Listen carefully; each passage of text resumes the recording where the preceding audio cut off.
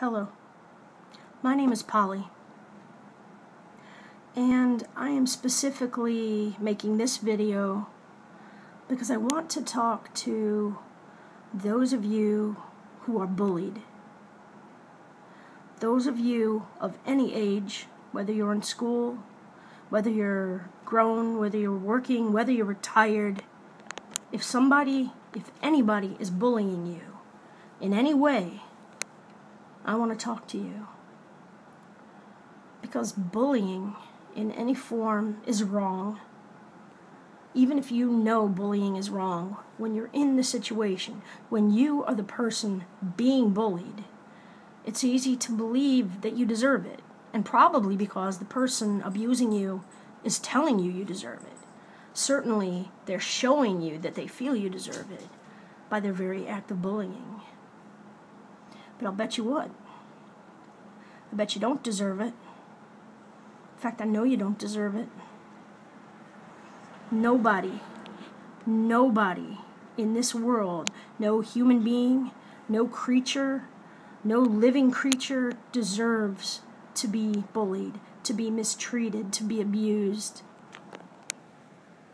You have a right to be treated with respect. The problem is people don't honor our rights. That's the truth. That's the reality. They don't honor our rights. Because for some reason, and I don't understand it, for some reason, when somebody is bullying you, when somebody makes you feel badly about yourself, it does something for them, makes them feel better about themselves. I mean, why? I have no idea. Why doing something mean to somebody else would make somebody feel good is beyond me. Maybe not entirely beyond me, though. Let me tell you why. When I was 12 years old, when I was in 7th grade, I became a bully. All those years before that, I had been the bullied. I was a skinny little kid when I was really young, 4, 5, 6, very vulnerable, didn't really know what was going on around me, very quiet, and very bullied. And people could make me cry very easily. I was very sensitive. And so people took advantage of that. I mean, why not? If you can do something and make somebody cry, I mean, it's like a sport for some people. As I got older, I became less skinny, but I was still shy, I was still vulnerable, and I was still bullied. And I didn't like it at all, of course. It felt terrible. I was still crying all the time. I was afraid to go to school. I was afraid to be around those people who bullied me, and I was afraid to say anything to them. I was afraid to defend myself. But there wasn't anybody else to defend me. There was nobody at school, no teacher who would stand up for me. My mother didn't care. My mother just thought, well, that's childhood. That's just what happens. So I didn't have anybody standing up for me at home, not to mention I was being bullied by my mother, by my brother at home. So I was getting it on both fronts, as maybe you are. But I didn't deserve it. I didn't deserve it. And neither did the people that I bullied. 2 girls when I was in 7th grade. This is how it started. I was taking classes in 7th grade, and at that point we were, first period, second period, third period. We had 7 periods in a day, actually, plus lunch. And it's okay, buddy. That's just Tucker looking out the window, and he's just looking for bullies. He's growling at them. So, keep doing your job, buddy. So anyway, there was a girl. I'll say her name was Shelby, okay? And I met this girl, Shelby, because we had so many classes together. We had practically the same schedule. And she introduced herself, and we fast became friends. And Shelby, unlike me, Shelby was a skinny kid, thin as a rail, And for whatever reason, I understood why kids picked on fat kids. I didn't understand why kids picked on skinny kids. I mean, to me, skinny is the opposite of fat, and if fat is bad, then skinny would be good. But that's not how it works. So she was picked on too. So, in order to fight back, in order to make it through, we became bullies of other kids. And you know what? Those bullies that had been bullying us before, yeah, they steered clear of us. They left us alone. They knew that we would fight back. We had made our reputation as bullies. So Shelby and I bullied these two girls. One's name was Dana, and the other one's name was Becky. Dana was heavier than me, but I want to point out that I was heavy too. I wasn't nearly as heavy as her, but, you know, right there, that should have let me know, because I knew how it felt to be treated badly because of my weight. So what did I do? I turned around and I did the same thing to somebody else. I did that same thing to Dana. And the other girl was Becky. Becky was in a special ed class. Becky had some issues with, she had a disability of some kind, cognitive, I believe. Becky also had the great misfortune of having a very incongruent face. Very thin, blood red lips, and they were really quite large lips, and then a long crooked nose that was kind of purplish, and dark eyes, dark brown eyes, and she was very pale skinned, and it was just not, her features didn't complement each other very well. In other words, people called her ugly. And, you know, she had no control over that. She had less control over that than Dana did, or I did, over our weight, though neither of us had control over our weight, obviously, or we wouldn't have been fat. But both of them, you know, they were people. They were human beings. They had feelings. They were stuck going to school like all the rest of us.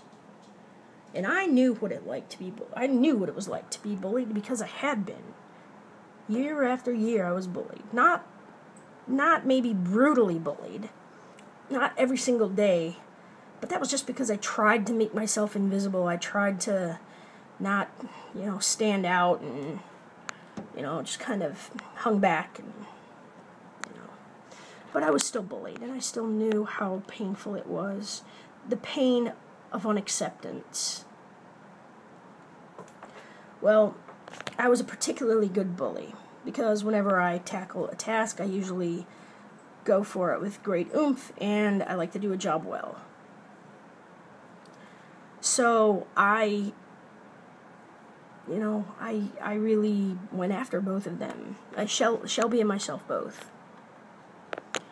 And that went on for most of the year.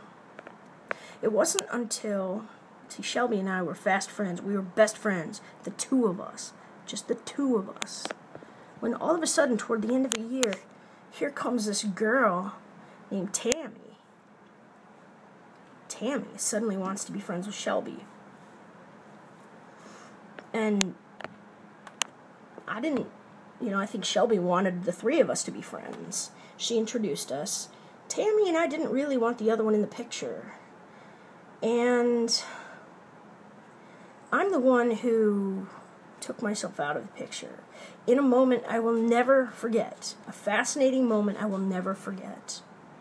And it was a reflexive moment. It's not one I can take credit for. It happened reflexively. I didn't think it up. It wasn't coming from my heart. I just did it out of reflex. Maybe I did do it out of my heart. Maybe my eyes were finally opened to what I was doing, how I was hurting Dana, and then also thereby Becky. But the two of them, Tammy and Shelby, it was a recess break, and they were out by the doors. Dana was outside. She had books in her hands, and Shelby and Tammy were just railing on her in the meanest possible way. And when Shelby saw me turn the corner, she's like, "Hey, Polly, come on, Dana's here," and they were just being horrible to her. The same way that usually Shelby and I were. Only this time I saw it from the perspective of an outsider. I saw them, I saw what they were saying, and I saw how Dana was reacting. And I saw Dana just about in tears. I could see tears welling up in her eyes. And I watched, as I got closer, I watched Shelby just strike. It was either Shelby or Tammy, now I can't remember, but one of them struck, and I think it was Tammy, actually, knocked the books right out of her hand. And instinctively, whether it was caused by jealousy or whether it was caused by sudden awareness, suddenly seeing the pain that was being caused, I don't know. But there Dana was, standing just outside the doors, tears welling up in her eyes, her books all over the ground, and she was just standing there looking helpless. And I had no idea what I was about to do, but as Shelby called me over, I walked up to her. Sorry, it's very hot in here. I'm not crying. My temples are crying from the heat. But anyway, and I just had a shower, so kind of the combo. Guess I need another one now. But anyway, Shelby was calling me over. I walked up, and I walked right past the both of them. And I bent down, and I scooped up Dana's books, and I put them back in her hands. And then I turned her around, put my arm on her shoulder, and the two of us walked away. And I don't remember anything after that, except that from that point on, the two of them called me Boft and spelled it out. It was Boafft, which Shelby had to explain later and pay, in a note she passed me during class. It meant birds of a feather flock together. Meaning, Dana's fat, and now I'm fat, and now we're fat friends together. I have to say, I did regret somewhat having done that because I was much happier when I had a friend, even though I was mean. In fact, I enjoyed being mean. Somehow, I didn't see the pain I was putting them in. Or if I did see it, I didn't care. But after that, I did care. I did, seeing the two of them together and me outside of it. I saw what we were doing to her. And whether or not I did that actual act out of jealousy over Tammy suddenly being in the picture, and me fearing that I wouldn't be, whether it was that reason or not, in those moments I realized that I was on the wrong side. I was on the wrong side. I was on the bad guy's side. I'd never been a bad guy. I was always an underdog, and I was always the defender of underdogs. Being Shelby's friend had transformed me, or I had let myself be transformed into somebody I didn't like anymore. I didn't like who I was. I didn't like who I had become. So, that's really the end of that story. Shelby and I, she sort of started picking on me, but she didn't have a lot of conviction to it. I think, there was still some fondness between us for having been friends, but we never really were friends again. We are friends on Facebook, however, or we used to be. I don't think we are now, but something happened to all the friends on there. A lot of them got wiped out, and they had to reapply. But anyway, that was me in 7th grade. That was me being a bully, causing harm to people. Harm I full well understood from having lived through it myself as somebody who was bullied, who had been bullied, who is bullied now. I am bullied greatly in my life. It's different as an adult. Bullying is different as an adult. Power and control and authority are different when you're an adult. People tend to be more politically correct when you're an adult. But nonetheless, Nonetheless, bullying does continue. Unless somehow you can find a way to defend yourself, to stand up for yourself, to let people know that you are not bullyable. I have to admit, I haven't proven that. I haven't made that clear to people. Vulnerability. My vulnerability is what causes people to bully me. And I'm fighting that battle every day. And so this is why I am reaching out to you. Those of you who are also bullied, to say, let's fight this fight together, okay? Let's stand up together. Let's learn how to defend ourselves together. And I can tell you this from just having lived 45 years on this earth. Whoever is treating you that way, if they're bullying you, then they're being bullied by somebody. I was being bullied at home, and I just took it out on somebody else. They're doing the same thing. If somebody is bullying you, trying to make you feel bad, it's because they feel badly about themselves. They won't tell you that. They would never admit that, but that is the truth. That is why they are seeking to make you miserable, because they want you to feel the same way they do. They do not want to be alone in that. So, whoops, watch out, baby.